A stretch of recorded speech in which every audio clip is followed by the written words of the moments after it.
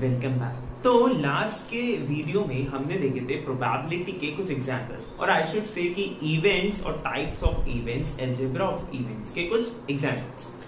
अब जो है हमारा एक्चुअल जो प्रोबेबिलिटी टॉपिक है उसकी डेफिनेशन अब शुरू होती है कि प्रोबेबिलिटी क्या है। अभी तक जो हमने देखा वो एक तरह से प्रोबेबिलिटी का ओवरव्यू था कि प्रोबेबिलिटी में क्या क्या चीजें होती है, कैसे कैसे होती है।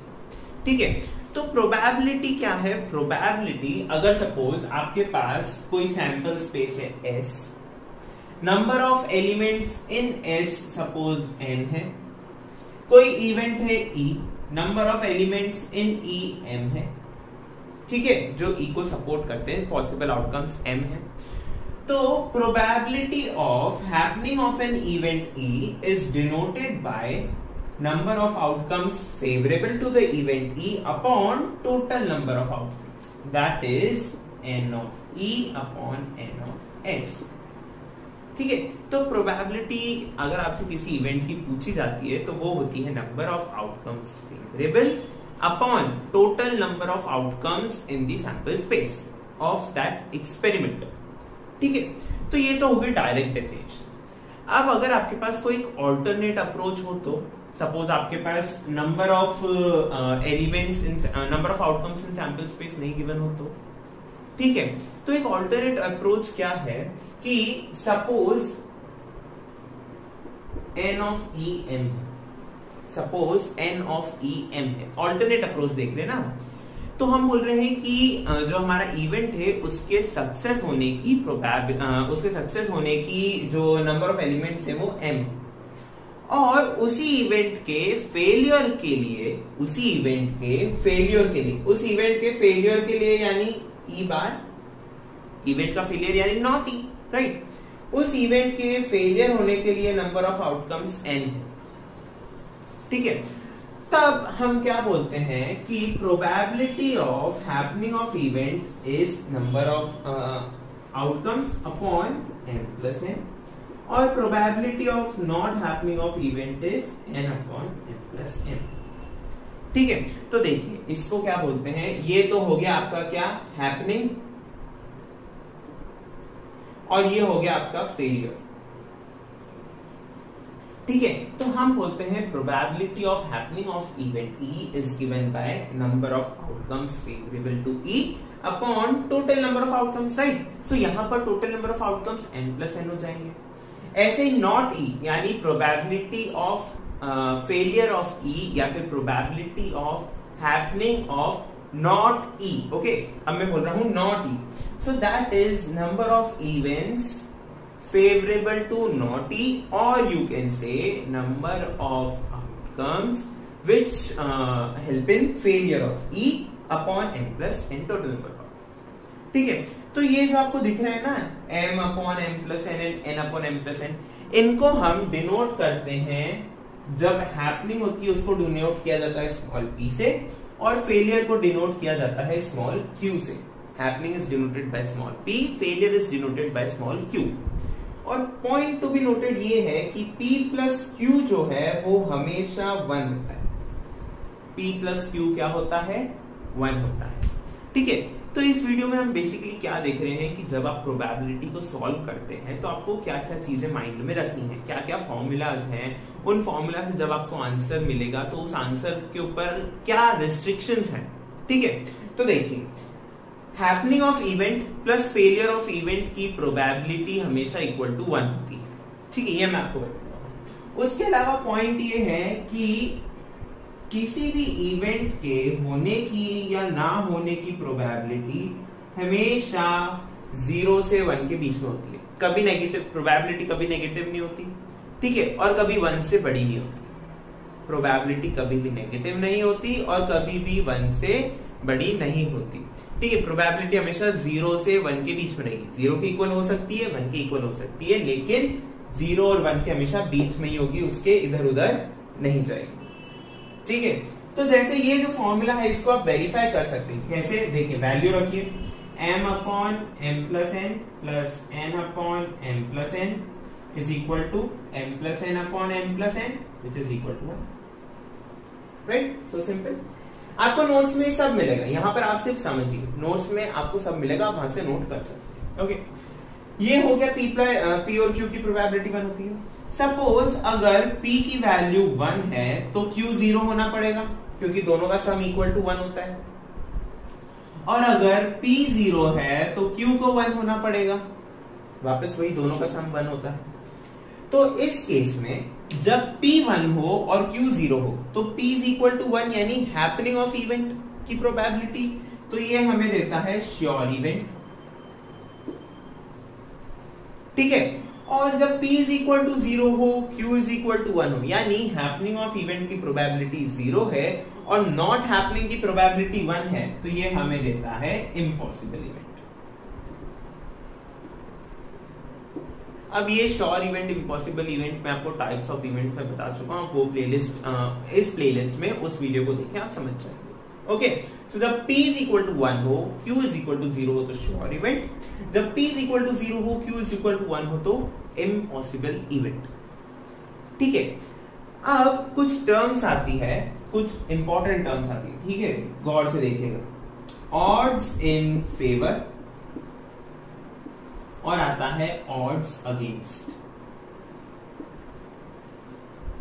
ठीक है, अगर आपके इवेंट के होने की probability m upon m plus n है, मैंने बोला m upon m plus n, ठीक है, m बाय n नहीं बोला मैंने, मैं इन केसेस की बात कर रहा हूं। ठीक है, ये जो अप्रोच था हमारा ये खत्म हो गया, ये एक अलग अप्रोच था। ठीक है, ये यहीं पर फिनिश हो गया, अभी हम सिर्फ इस अप्रोच के ऊपर बात कर रहे हैं।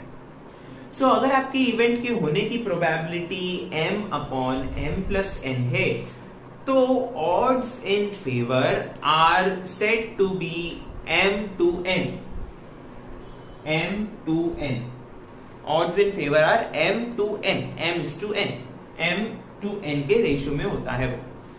और अगर आपको कोई बोले कि ऑड्स अगेंस्ट दैट इवेंट क्या होंगे, तो वो हो जाएंगे n to n, n to n। ठीक है, तो अगर आपके इवेंट के होने की प्रोबेबिलिटी आपको गिवन है, तो आप ऑड्स इन फेवर और ऑड अगेंस्ट निकाल सकते हो। इवेंट के ना होने की प्रोबेबिलिटी भी गिवन है, तो आप ऑड इन फेवर और ऑड अगेंस्ट निकाल सकते हैं। एग्जाम्पल देखते हैं। सपोज P की मैंने वैल्यू ली 5/7, Q की मेरे पास वैल्यू होगी 2/7, क्योंकि इन दोनों की मिला की प्रोबेबिलिटी 1 होनी चाहिए, राइट। तो देखिए, अगर P 5/7 है, Q 2/7 है, तो मैं P को ऐसे लिख सकता हूं 5/5 प्लस 2, और Q को मैं लिख सकता हूं 2/2 प्लस 7। ठीक है, आपको क्या करना है, इस फॉर्मूले को इस फॉर्मूले से कंपेयर करिए। तो 5 जो है वो आपका m का काम कर रहा है, तो 5:2, जो n है उसकी वैल्यू 2 है, तो 5:2। ठीक है, ये क्या आएगा आपका, ये आएगा आपका ऑड्स इन फेवर, और अगर कोई ऑड्स अगेंस्ट पूछेगा तो 2:5। सिंपल है। ठीक है, और एक बात, अगर आपको गिवन है कि ऑड्स अगेंस्ट और ऑड इन फेवर क्या है, तो उससे आप प्रोबेबिलिटी निकाल सकते हैं। क्यों? क्योंकि आपको पता है जैसे ऑड इन फेवर क्या है, m/n है। तो अगर आपको प्रोबेबिलिटी निकालनी है इससे, तो आपको क्या करना है, आपको सिंपली बस ये लिखना है m upon m plus n। m की वैल्यू आपके पास है, n की वैल्यू आपके पास है, बस वो पुट करनी है, तो आपके पास ऑड इन फेवर आ जाएगा, ऐसी ऑड अगेंस्ट आ जाएगा, राइट। सो हमने क्या देखा, हमने देखा कि प्रोबेबिलिटी की डेफिनेशन क्या है, प्रोबेबिलिटी का एक डिफरेंट अप्रोच क्या है। प्रोबेबिलिटी में odds in favour, odd against क्या होते हैं, उन्हें कैसे बोलते हैं, m to n, n to m, या फिर m/n, n/m, whatever it is. ठीक है, हमने देखा प्रोबेबिलिटी में हमें इवेंट्स का यूज आता है, ऑब्वियसली हमने यहाँ पर जो हमारा एक्चुअल तो नहीं बोलना चाहिए, रेगुलर डेफिनेशन, ओके, जो रेगुलर डेफिनेशन हम यूज करते हैं वो यूजुअली यही होती है। अब आगे भी जाएंगे तो यूजुअली यही डेफिनेशन यूज होती है, लेकिन मैं ऐसा नहीं बोल रहा हूं कि ये जो हमने odds in favour, odds against वाली डेफिनेशन है, या फिर m upon m plus n वाली है, वो यूज नहीं करते, वो भी बिल्कुल यूज होती है। ठीक है, ऐसा नहीं यूज होती, but most of the cases में हमारी इस वाली सॉल्यूशन से काम हो जाता है। ठीक है, तो इस वीडियो में हमने देखा ऑड्स इन फेवर क्या होते हैं, ऑड्स अगेंस्ट क्या होते हैं, है ना। तो हमने ये तो देख लिया, लेकिन अगर जैसे सपोज मेरे पास ऑड्स इन फेवर गिवन है, ठीक है, मैं इसे प्रोबेबिलिटी के टर्म्स में लिखना चाह रहा हूं, ये m और n तो ठीक है, मैं इसे प्रोबेबिलिटी के टर्म्स में लिखना चाह रहा हूं, तो मैं कैसे लिखूंगा? देखिए, ऑड्स इन फेवर है आपके m अपॉन n, राइट। इसको अगर मैं ऐसे लिख दूं तो m upon m plus n upon n upon m plus n, ऐसे लिख सकता हूं ना मैं, दोनों ऊपर नीचे दोनों तरफ मैंने डिवाइड कर दिया m upon m plus n। तो ये क्या बन जाएगा? सोचिए, ये क्या बन जाएगा? ये आपका बन जाएगा, देखिए, ये हो गया आपका probability of E upon probability of not E, right. देखिए, m upon m plus n, ये क्या है आपका? प्रोबेबिलिटी ऑफ E, और n upon m plus n क्या है? Probability of not E। यानी कि आपका क्या बन गया? या आप p बाई क्यू भी लिख सकते हैं इसको, राइट। तो ये था odds in favour odd against का प्रोबेबिलिटी से रिलेशन। हो सकता है इनका आपको एग्जाम में जब आप सॉल्व कर रहे हैं, क्वेश्चन सॉल्व कर रहे हैं, तब आपको यूज आ जाए, राइट। सो इस वीडियो को यहीं खत्म करते हैं। हमने प्रोबेबिलिटी के कुछ रूल्स देख लिए, प्रोबेबिलिटी के कुछ रिस्ट्रिक्शंस देख लिए। प्रोबेबिलिटी हमेशा 0 से 1 के बीच में होनी चाहिए।